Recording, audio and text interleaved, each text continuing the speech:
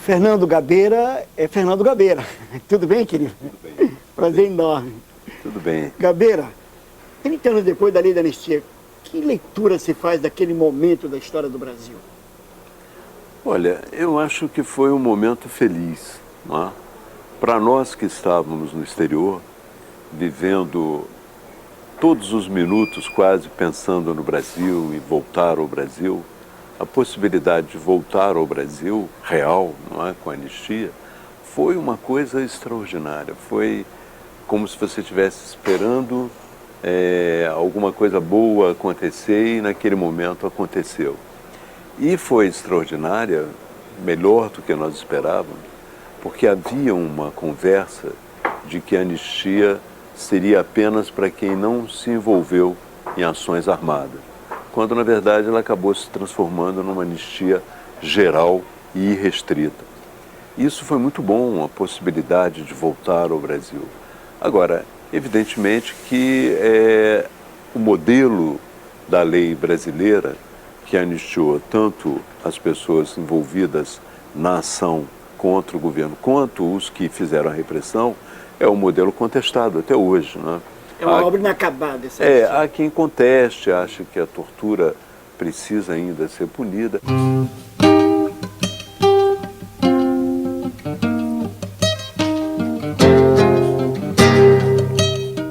Era necessário também olhar um pouco o Brasil de fora, porque uma vez colocado no exterior, você não só começa a pensar quem é você não sabe, não tem mais as referências, mas você começa a pensar que país é aquele que eu deixei, o que é esse país?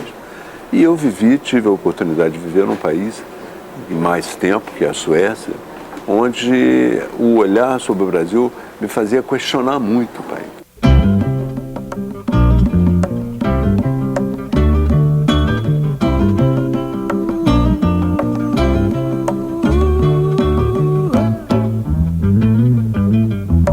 Gabeira, certamente você acompanhava ali o noticiário e principalmente a tramitação dessa lei da anistia, né? Conta um pouco como é que você recebeu essa notícia e como você se preparou para voltar, como foi a viagem de volta, enfim. Perfeito. Eu trabalhava num hotel, eu era porteiro noturno de um hotel. Na Suécia? Na Suécia, é.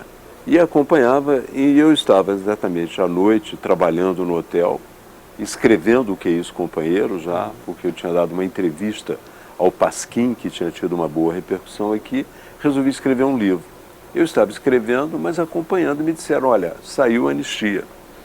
E eu não acreditava, que maravilha, eu sempre achava que estávamos para isso, mas eu falei, saiu a anistia para todo mundo? Porque a gente ainda tinha aquela dúvida se eu estava ou não incluído. Quando esperava todo mundo, naquela noite, eu costumava dormir, trabalhar um pouco e dormir. Naquela noite eu não consegui dormir. Eu fiquei realmente, quer dizer, o sonho da vida tinha se realizado.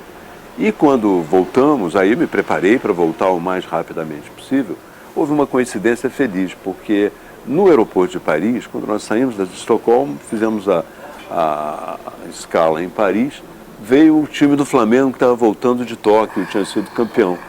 Então nos juntamos todos no avião e chegamos no Rio de Janeiro, o time do Flamengo e a gente, alguns exilados e tal.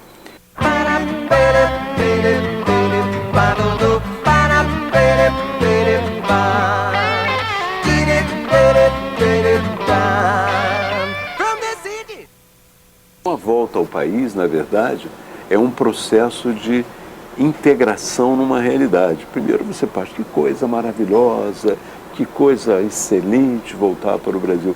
Mas uma vez chegando...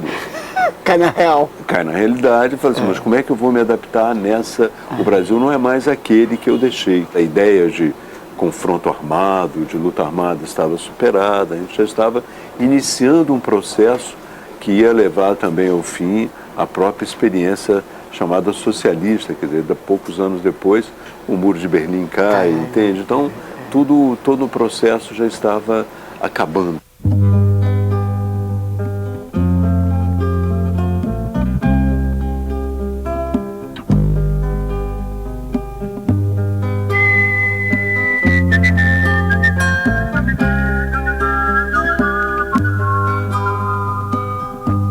certa coisa foi confirmada para mim através da leitura de outros políticos que estiveram no exílio e voltaram aos seus países.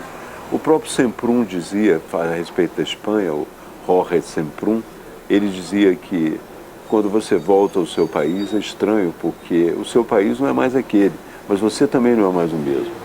Então, o que você sempre pensou, o que você sempre fantasiou, você voltar ao país, não existe. Porque os dois mudaram, não existe a volta daquela pessoa para aquele país, porque são entidades completamente novas. Chupavam manchas torturadas, que sufoco louco. O bêbado com chapéu coco fazia irreverências mil pra noite do Brasil, meu Brasil, que sonha com a volta do irmão em fio, com tanta gente que partiu num rabo de foguete.